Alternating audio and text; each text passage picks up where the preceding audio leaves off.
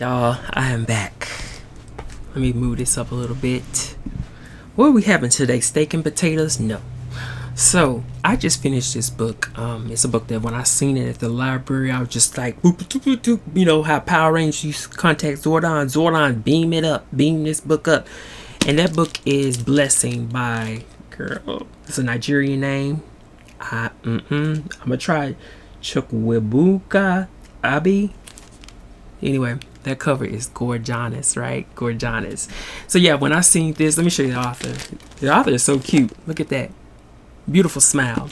When I seen this at the library, I was like, ooh, I've got to read this. And you know me, I'm like, ooh, Nigerian LGBTQ author with the protagonist. Let's go. This was a good book.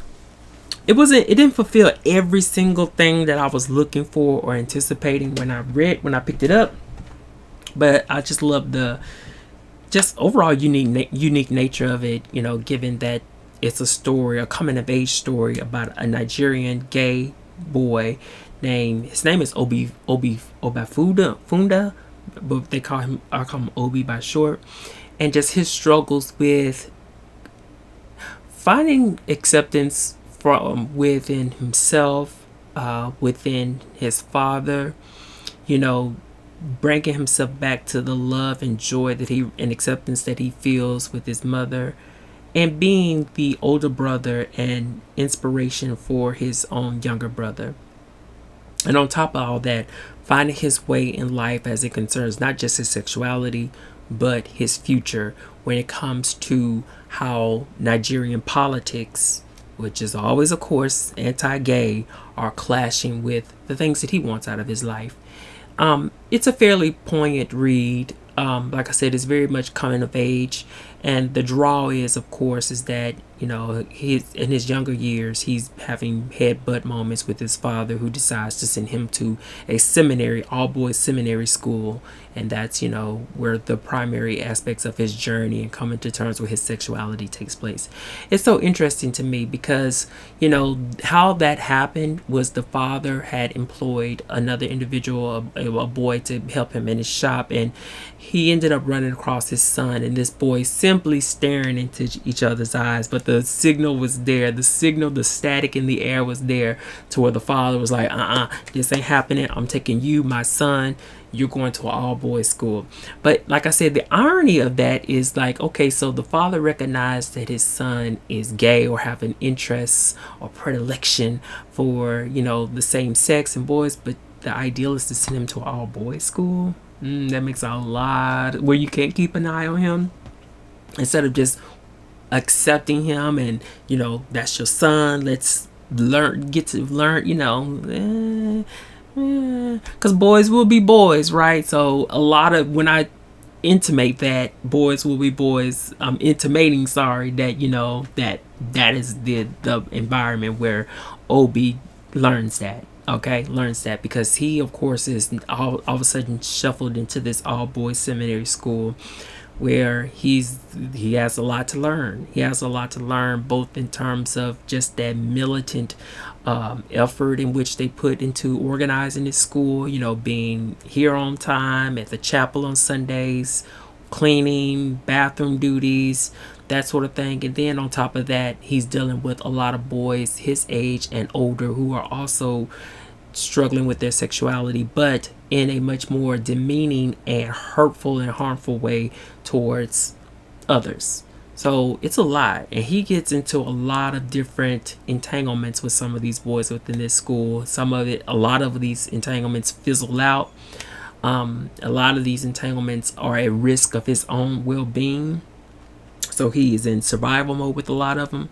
But that's ultimately it. That's ultimately what the case is that, you know, of what I've downloaded is that, you know, that separation from his own family really just exacerbated his understanding of his sexuality. So it kind of, to me, it did the complete opposite of what his father wanted. And that was an illuminating example when you look at in real life that it's much more better to get to know and love your child as they are than to try to put them in environments and places that you think are going to be much more effective at changing who they are, or grooming them to be who you think they should be.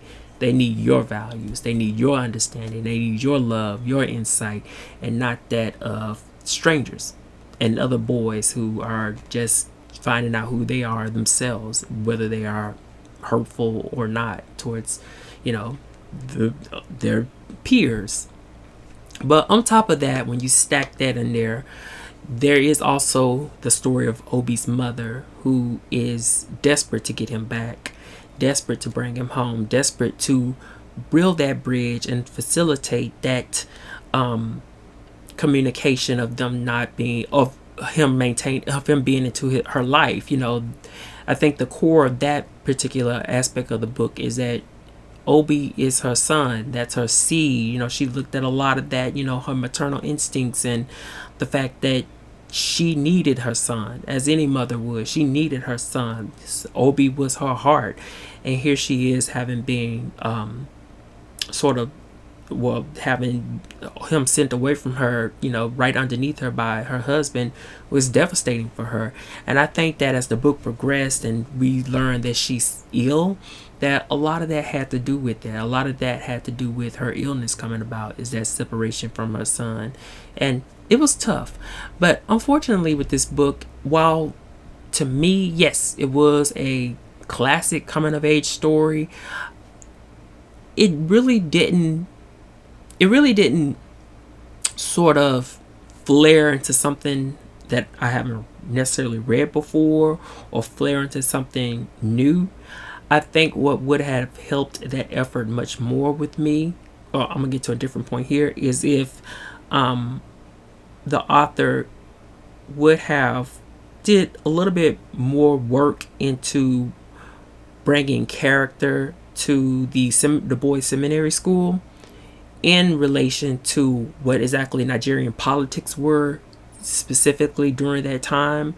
Because a lot of the stuff that I was reading about and seeing, with that anti-gay, and the chaplain is upset, which that was an interesting character in itself. But when you think about chaplains or people of religion in general, that stuff really was nothing new. You know that in these boys' schools, that some of the older peers are gonna be bullies, the hazing, and secretly underneath that, they're desiring their younger peers. All those things was kind of evident. So I didn't necessarily see anything flare so much different, with the exception of with the exception that I felt like it just needed that setting, that that character underneath that Nigerian sun, and this sun is in the sky in the seminary school, being a little bit more pushed. I needed more of that. I needed more of the set dressing, I guess you can say. Because, you go and say they went to the house and went to the bunk was just not enough for me. I really wanted that illumination, and I didn't really get a lot of that here because, it just didn't happen. But what my other point was going to say is that in the later half of the book is when a lot of that I really desired when it came to Nigerian politics really started to take a head. And that is because this book takes place between about 2005 and 2014. So in the later half of the book, when Obi is in college, with a new set of friends and a lot of heartache and trauma and broken relationships and mending relationships, just like a classic coming of age story, he's also finding himself in a committed relationship with someone in a time in which anti-gay laws in Nigeria are being uplifted for political gain of a lot of political figures, to grab power, grab office. And that is conjunction with them looking at we're looking at 2014 when,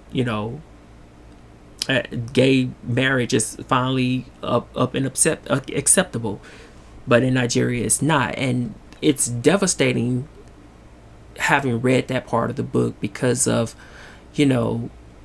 it's clear to me that all that hate, all that they were receiving, Obi was receiving, his various friends were receiving, that hate, that desire for violence against LGBTQ people, that trauma was just so prominent in the later half of that book. Like, I think the author did a good job to me of telling me, or making me sense that feeling of dread and claustrophobia and hopelessness that came out of those characters. And I remember as I was reading the later half of the book, when a lot of, like I said, the real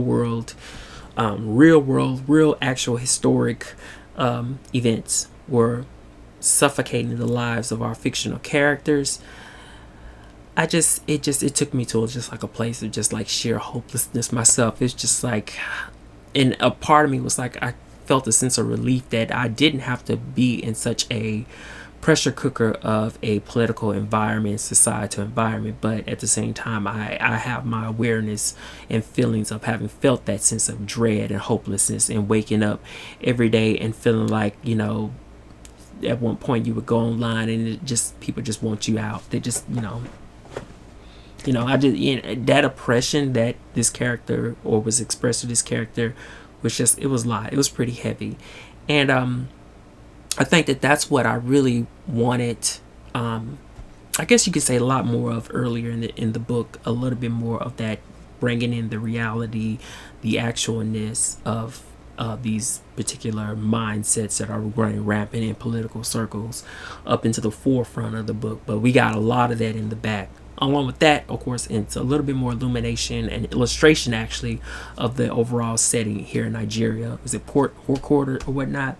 But at the end of the day, I think that, like a lot of coming-of-age stories, there was a well-roundedness when it came to Obi making amends or connections with his friends as well as his family. Some of those connections are completely lost because of his own actions and behavior, as he was as a gay young man, growing up in these various environments. He had to survive, and sometimes that comes at the cost of denying who you are and someone else facing those consequences of your denialism. That was just like that. I felt like there was some truth in that when he tried to build bridges with people that he'd hurt in the past. And then, of course, as always, like with his mother, I wish that carried out a little bit further. But, because she did carry some of the book, having her story kind of drop off right when things were really getting tense was kind of unfortunate to me. I wish that she would have carried on through. But at the end of the day, it came around to Obi and his father and where their relationship stands, and I think that it left on a decent note when it came to that. Unfortunately, like I said in the last part of the book, it is very tense, very, very dark, and just that sense of hopelessness. And I can only hope that for those who have been through that things have gotten better, because I wish that people would understand. Like, you just don't understand what it's like to wake up every day and just feel like this onslaught of hate, and all you want to do is breathe and read books or whatever you want to do. So anyway, that was how my reading of Blessings. Like I said, I think I've given all the points, the good and the bad, the things I enjoyed and not so much, and the things that I wanted more of in my particular video. And I'll be looking out for this author a lot more. I think this was a debut, and we're gonna just kind of keep an eye out. So that's it. I will talk to y'all later. Do I recommend this book? And I don't like to use recommend, but I do. Especially, like I said, for that later half of the book. Everything else before that, pretty common. So anyway, that's it. Peace.